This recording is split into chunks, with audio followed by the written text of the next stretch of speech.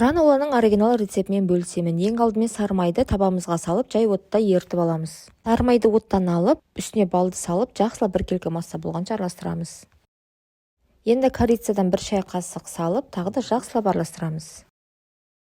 Сұлы жармасының дәл осы түрін қолданыңыздар, ешқандай қоспасыз, таза сұлының өзі. Енді сұлыны 2 бөлікке бөліп саламыз. Бірінші бөлігін салып, жақсылап араластырып аламыз. Және екінші бөлігін салып, тағы да жақсылап біркелкі болғанша араластырамыз. Дайын болған массаны 2-ге бөліп, бір бөлігін осылай табамызға бір тегіс етіп орналастырып шығамыз.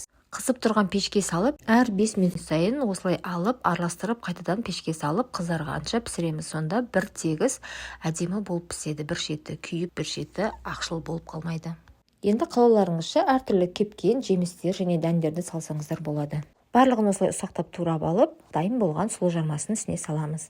Дастарханға ұсына берсеңіздер болады, өте дәмді болып шығады. Жасап көріңіздер, ас болсын.